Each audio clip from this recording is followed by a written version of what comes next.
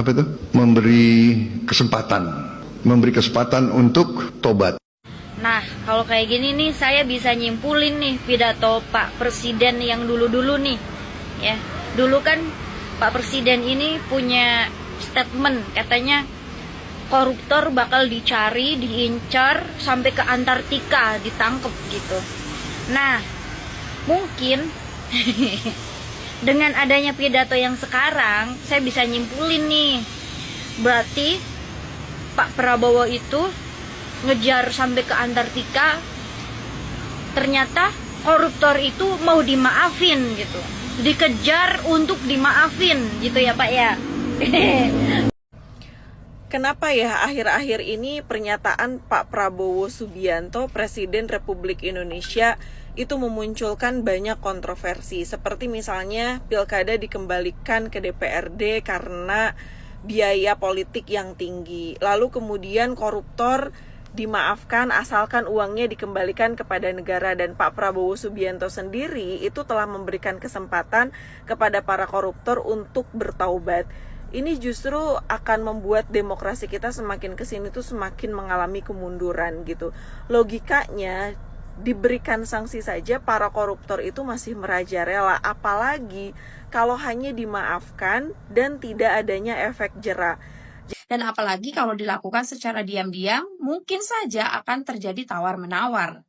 Dan wacana Presiden untuk memaafkan koruptor secara diam-diam, hal ini sangat bertentangan dengan sistem peradilan di Indonesia yang menganut sistem due process of law. Yup guys, kali ini masih terkait dengan pembahasan apa yang menjadi pernyataan Pak Prabowo terkait ingin memaafkan para koruptor atau memberi ampun asalkan mengembalikan dana korupsi tersebut secara diam-diam. Nah, hal ini tentu menjadi sebuah pernyataan konyol dari Presiden Prabowo yang dianggap sebagai presiden yang pro terhadap para koruptor, yang tidak sesuai dengan apa yang dijanjikan sebelum menjadi seorang presiden. Seperti yang disampaikan oleh Mbak Puspa di cuplikan video tadi, bahwa sebenarnya Pak Prabowo ingin mengejar koruptor sampai ke Antartika, tidak lain untuk memberikan maaf. Jauh-jauh mengejar ke Antartika untuk memberikan maaf ya guys ya. Nah sahabat-sahabat, saya kira untuk itu kita lanjut dulu ke video selengkapnya. Bagaimana komentar-komentar cerdas dari bisikan di kita ini mengenai dengan apa yang menjadi pernyataan Pak Prabowo pada saat berpidato yang ingin mengampuni para koruptor asalkan anggaran hasil korupsinya dikembalikan dengan cara diam-diam. Langsung saja ke videonya. Apa itu? Memberi kesempatan untuk tobat. Nah, kalau kayak gini nih saya bisa nyimpulin nih pidato Pak Presiden yang dulu-dulu nih.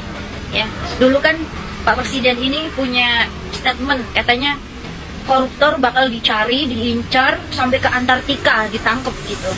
Nah, mungkin dengan adanya pidato yang sekarang saya bisa nyimpulin nih, berarti Pak Prabowo itu ngejar sampai ke Antartika, ternyata koruptor itu mau dimaafin gitu, dikejar untuk dimaafin gitu ya Pak ya. yang penting aset dibalikin ya, terus dimaafin, yang penting tobat gitu. Wah enak sekali, koruptor enak ya, hukumannya mantap. Contohnya apa? Si Harvest Muiz tuh, Harvest Muiz ya pas itu ya, yang koruptor itu 300 triliun. Wah itu juga dimaafin ya, makanya hukumannya itu 6,5 tahun doang. Coba kalau di negara lain ya kan, kayak Jianting gitu kan contohnya kan, itu hukumnya tongcin ya kan, keren kan kalau hukum luar negeri mah ya. Kalau di Indonesia mah agak lain gitu hukumannya yang penting taubat gitu. Yang penting taubat, yang penting sopan gitu ya, sopan santun, lemah gemulai, itu dimaafin ya. Aduh, agak lain sih ya. Aduh, kirain beneran nih, kirain punya presiden yang sekarang ini macan Asia gitu kan. Punya presiden yang gitu, berwibawa, terus tegas gitu. Ternyata dimaafin tuh koruptor. Yang penting tobat, mas. Aduh. Kenapa ya akhir-akhir ini pernyataan Pak Prabowo Subianto, Presiden Republik Indonesia, itu memunculkan banyak kontroversi. Seperti misalnya pilkada dikembalikan ke DPRD karena biaya politik yang tinggi. Lalu kemudian koruptor dimaafkan asalkan uangnya dikembalikan kepada negara. Dan Pak Prabowo Subianto sendiri itu telah memberikan kesempatan kepada para koruptor untuk bertaubat. Ini justru akan membuat demokrasi kita semakin kesini tuh semakin mengalami kemunduran gitu. Logikanya diberikan sanksi saja para koruptor itu masih merajalela, apalagi kalau hanya dimaafkan dan tidak adanya efek jera. Jadi wacana yang diusung oleh Pak Prabowo justru ini menurut saya sangat berbahaya dan bertentangan dengan undang-undang tentang pemberantasan tindak pidana korupsi itu sendiri. Dan tentu pengembalian kerugian negara atau perekonomian negara itu kan tidak menghapus tindak pidana, dan dengan demikian mengembalikan gitu ya hasil pidana korupsi kepada negara, itu penuntutan terhadap para koruptor tidak dihapus meskipun pelaku sudah mengembalikan uang itu kepada negara. Nah, wacana ini menurut saya dianggap menjadi sinyalemen ada pemberian insentif kepada para pelaku koruptor gitu ya. Dan justru ini akan memunculkan anggapan bahwa ketika seseorang akan melakukan korupsi, oh ya udah deh, melakukan korupsi juga toh nggak apa-apa, nanti juga akan diampuni, nanti juga akan dimaafkan. Kalau kemudian ketahuan, ya tinggal kita berikan saja hasil korupsi kita itu kepada negara, tinggal dikembalikan. Ini tentu menjadi sinyal buruk gitu ya. Justru yang dibutuhkan saat ini itu adalah penindakan dengan tegas dan keras kepada para pelaku tindak pidana korupsi dengan menggunakan instrumen yang sudah tersedia saat ini. Dan tentu penindakan ini dilakukan secara kolaboratif antara aparat penegak hukum, kemudian kepolisian, kejaksaan, juga KPK. Dan pernyataan Pak Prabowo saya kira ketika kemudian memunculkan ada banyak kontroversi, saya melihat bahwa ini hanya sekedar gimmick belaka, maka tentu saya berharap bisa dihentikan sebelum kemudian memunculkan wacana-wacana lain, pernyataan-pernyataan lain yang menimbulkan kontraproduktif. Dan apabila memang Pak Prabowo tentu saja serius menjadi barisan yang paling depan dalam pemberantasan korupsi, maka tentu saja itu harus dimulai dari mana? Itu harus dimulai dari memilih kabinet, memilih menteri, dan orang-orang di sekitar Pak Prabowo itu betul-betul orang-orang yang bersih gitu. Tetapi kemudian pada faktanya di dalam kabinet Pak Prabowo saat ini itu orang-orang yang ada di sekeliling Pak Prabowo ternyata juga tidak sedikit yang memiliki masalah gitu ya, dan tersangkut dengan kasus korupsi. Dan bahkan cukup banyak juga di sekeliling Pak Prabowo yang tidak patuh melaporkan LHKPN. Jadi jika kemudian di sekitar atau di sekeliling Pak Prabowo saja tidak serius dibenahi, maka kemudian bagaimana nasib demokrasi dan Indonesia ke depan? Yang tentu saya berharap bahwa ini akan di pemerintahan Pak Prabowo akan ada pembenahan, dan saya optimis sih, dan saya yakin bahwa pernyataan-pernyataan yang disampaikan oleh Pak Prabowo ke depan harus bisa berdasarkan dengan analisis, kajian akademis, sehingga tidak menimbulkan kontroversi di kalangan masyarakat kita. Pernyataan Presiden Prabowo Subianto yang akan memaafkan koruptor secara diam-diam. Hal ini banyak sekali mendapatkan respon publik karena sangat bertentangan dengan peraturan perundang-undangan dan beresiko menimbulkan kompleksitas politik dan hukum. Secara sederhana aja nih ya, kita lihat dari 3 asas pemerintahannya.